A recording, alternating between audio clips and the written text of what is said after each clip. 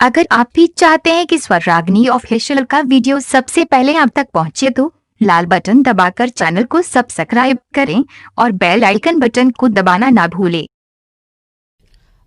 सबसे पहली बात तो ये, जब आप ओपन कर रही थी फेसबुक लाइव तो आपने कहा कि ये राजनेता हैं, ये तय करेंगे कि देश आगे कैसे चलेगा। ना हम राजनेता हैं, ना हम तय करेंगे, देश की जनता तय करेगी कि देश कैसा होगा। आप सवाल पूछ रहे हैं रिजर्वेशन का। रिजर्वेशन को लेकर के एक गलत धारणा, आपको जो चुनेगा फैसला तो आप ही करेंगे ना कि राजनीति कैसी होगी। नहीं, तो जो जनता चुनेगी उसके आधार पे तय करेंगे ना कि क्या डिसीजन होगा। लोकतंत्र की बेसिक चीज यही है कि आज राजनेता शब्द का इस्तेमाल कर रहे हैं हम लोग। आज एक मंत्री साहब भी राजनेता बोल करके गए यहाँ पे, हम राज कर रहे हैं, जबकि बार बार प्रधानमंत्री स्वयं कहते हैं कि नहीं, हम लोग जनता के सेवक हैं। राज सेवक हैं हाँ हमारे साथ बात। हाँ, हम तो राज सेवक भी अभी नहीं बने हैं, हम तो विद्यार्थी हैं महज। और आपने एक सवाल पूछा है कि रिजर्वेशन को लेकर के, उसको लेकर के एक देखिए गलत धारणा फैलाई गई है। मैं दूसरी जगह से शुरू करता हूँ, जिनको रिजर्वेशन नहीं मिलता है मैं वहां से शुरू करता हूँ और उनको कैसे रिजर्वेशन का लाभ मिल रहा है। धीरू भाई अंबानी का नाम आप लोग सुने होंगे, उनका बेटा मुकेश अंबानी है, उसको रिजर्वेशन है कि नहीं है कि उसके बाप के सारे धन दौलत का वो मालिक हो जाएगा बिना किसी मेरिट का। वो मेरिट वाली बात जो है, अब देखिए आप गलत कंपैरिजन कर रहे हैं। अगर किसी का फैमिली वेल्थ है वो तो छीन करके बांट नहीं देंगे ना लोगों में, पर जो नेशनल रिसोर्सेज हैं वो अलग है। मतलब मेरिट नहीं है ना पद्मजा जी, आपकी तरह उसके पास मेरिट नहीं है ना, वो स्ट्रगल करके तो नहीं जर्नलिस्ट बना है ना। जो इंडिया टुडे का मालिक है वो कैसे मालिक बना है, उसके पास कोई मेरिट है क्या? कहाँ है मेरिट? वहाँ पे मेरिट का लॉजिक वहाँ पे कहाँ चला जाता है? हम रिप्रेजेंटेशन की बात कर रहे हैं। रिजर्वेशन जब आप बोलते हैं उसको लेकर के एक नेगेटिव कोनोटेशन होता है, एक जो है नकारात्मक धारणा लोगों के मन में चली जाती है।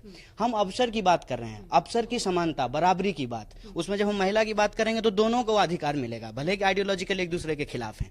अवसर की समानता की बात संविधान में की गई है क्योंकि समतामूलक समाज का निर्माण करना है। पर अवसर की समानता तो नहीं होगी ना जब किसी को रिजर्वेशन मिल जाएगा। होगी ना, होगी, कैसे होगी सो मैं बताता हूँ ना।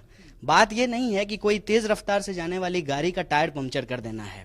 जो गाड़ी स्लो चल रही है ना, उसमें 2 स्ट्रोक की जगह है 4 स्ट्रोक इंजन लगा करके उसका एवरेज बढ़ाना है और उसकी स्पीड बढ़ानी है। ये नेगेटिव धारणा क्यों लोगों के बीच में डाल दी जाती है? ताकि देश को विखंडित कर दिया जाए। देश को विखंडित नहीं करना है, देश को जोड़ना है। और देश कैसे जुड़ेगा? जैसे आप हमको देखिए, मैं ऊपर से नीचे तक खड़ा हूं, मैं कुरूप हूं या सुंदर हूं, मैं उसमें नहीं जाता हूं, लेकिन मेरा नाक और कान जो है वो मेरे चेहरे के हिसाब से संतुलन में है। मेरी नाक बहुत लंबी हो जाए, क्या ये स्वस्थ होने की निशानी है?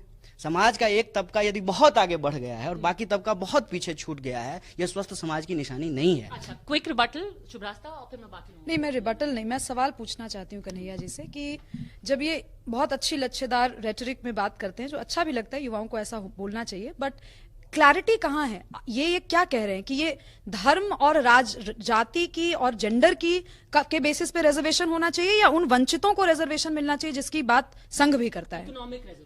वंचित की जहां तक ये बात की है तो वंचित भी अलग अलग आधार पे होते हैं। कुछ रीजन के आधार पे होते हैं, कुछ कल्चर के आधार पे होते हैं, कुछ कास्ट के आधार पे होते हैं, कुछ जेंडर के आधार पे होती हैं। ठीक है, अलग अलग तरीके से जो है वंचित का परिभाषा गढ़ा जाता है। बराबरी की समानता यदि हमको देना है तो ऐसा नहीं कि इस देश में इकोनॉमिक आधार पे जो है वो जो है लोगों को अवसर देने की कोशिश नहीं की गई है। नहीं, आप समझाइए, आप एक बार समझाइए मेरे को जस्ट क्लैरिटी के लिए।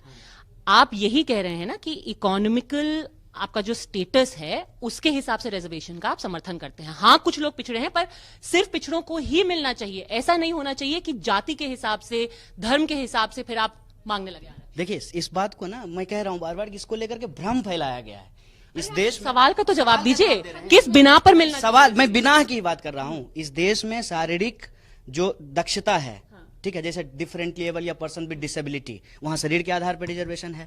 जब लोगों को बीपीएल कार्ड बांटा जाता है वहां पे इकोनॉमिक आधार पर रिजर्वेशन है। जब लोगों के एडमिशन के लिए, एजुकेशन के लिए, अवसर की समानता के लिए कास्ट बेसिस रिजर्वेशन दिया जाता है, वहां कास्ट के आधार पर रिजर्वेशन है। इसके अलावा मैं एक बात और बता दूं। क्यों है वो रिजर्वेशन? अगला सुनिए ना।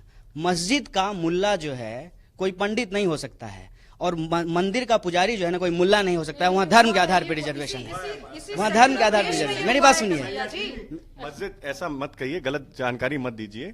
मंदिर का जो पुजारी है वो भी मुसलमान बन के उसने भी पूजा की है, और इसलिए ऐसे उदाहरण मत दीजिए। देखिए, जहां बात, देखिए विषय को आप देखिए, हाँ बिल्कुल, असमानता खत्म होनी चाहिए। खत्म करने के लिए, इस असमानता को खत्म करने के लिए अवसर की समानता होनी चाहिए। और अवसर की समानता की बात करना, जैसे हार्दिक कह रहे हैं कि पटेलों को गुजरात में, जब भी डिस्कशन हो रहा था तो बार बार बात हो रही थी बांटने और उसकी हो रही थी। देखिए, वंचित वर्ग को आप दो ऑप्शंस हैं आज युवा लोगों के सामने और न्यू इंडिया में कि क्या हम वंचितों को कास्ट बेसिस के रूप में वंचित देखें या इकोनॉमिक बेसिस पे वंचित देखें, क्योंकि कास्ट के नाम पे जो राजनीति हुई है और जिस तरह से सर कटे हैं वो हम जानते हैं। हिंदू मुसलमान के नाम पर भी जो हुआ है वो भी हम जानते हैं, हिंदू कल्चर नहीं हिंदू धर्म के नाम पर जो हुआ है वो भी बीजेपी के खिलाफ है।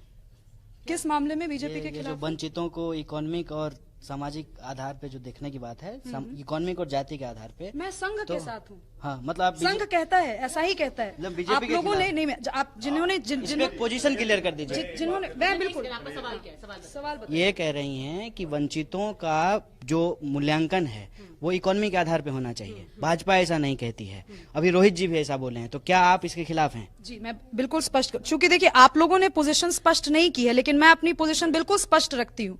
रोहित जी भारतीय जनता पार्टी का प्रतिनिधित्व कर रहे हैं। भारतीय जनता पार्टी का क्लियर स्टैंड बिल्कुल है कि फॉर द टाइम बीइंग जिस तरह से रिजर्वेशन चल रहा है वो चलेगा, क्योंकि वो एज अ जो राजनीतिक पार्टी जो है और जो सत्ता में है वो मानती है कि कास्ट बेस्ड रिजर्वेशन होना चाहिए। लेकिन जो जिस वैचारिक संघ समुदाय से हम लोग आते हैं उस वैचारिक समुदाय का स्पष्ट मानना है, ऐसा मुझे लगता है जब मैंने मोहन भागवत जी के स्टेटमेंट को अच्छे से पढ़ा था। बिल्कुल आप बोलिएगा रोहित जी, आप भी क्लियर कीजिएगा कि जब मोहन भागवत जी ने ये बात कही थी रिजर्वेशन वाली, तो उन्होंने बहुत ही स्पष्टता से कहा था कि वंचित केवल कुछ कास्ट तक सिमटे हुए नहीं है। मैं इस बात से भी इत्तेफाक रखती हूँ और मुझे इन भारतीय जनता पार्टी और संघ के विचारों में कोई अलग अलग अलगाव नहीं दिखता। भाई ये कॉन्स्टिट्यूशनल प्रोसेस है, जिस प्रोसेस के थ्रू रिजर्वेशन आता है। लोग खिलखिलाकर ठठाकर हंस सकते हैं, पर भाई कॉन्स्टिट्यूशनल प्रोसेस है, they should go back to read the संविधान। सबसे पहली बात तो ये है पद्मजा जी कि जब इस तरह के हम डिस्कशन में हो, फैक्ट और फिगर के साथ बात करें, लाखों लोग देखते हैं, उनके पास इंफॉर्मेशन जाए। रिजर्वेशन के ऊपर मैं अपना एक पोजीशन स्पष्ट कर देता हूं कि रिजर्वेशन का मतलब किसी से छीनना और किसी को देने का नहीं है। समता मूलक समाज के निर्माण की स्थापना की एक कोशिश है। उस कोशिश के बारे में जो संविधान में लिखा गया उसमें साफ साफ लिखा गया है कि सामाजिक और शैक्षणिक रूप से जो पिछड़े हुए लोग हैं उनको विशेष अवसर दिया जाएगा। ये मतलब नहीं है कि दूसरे का अवसर छीना जाएगा। अब इस आधार पे जो है राजनीति भी होती है, लोग सरकार में भी आते हैं, चुनाव भी बनाते हैं। इस पे यदि लोग बातचीत करना चाहते हैं तो खुली बहस कर सकते हैं, लेकिन अंतिम निर्णय करने का अधिकार पार्लियामेंट को है और इस देश के सुप्रीम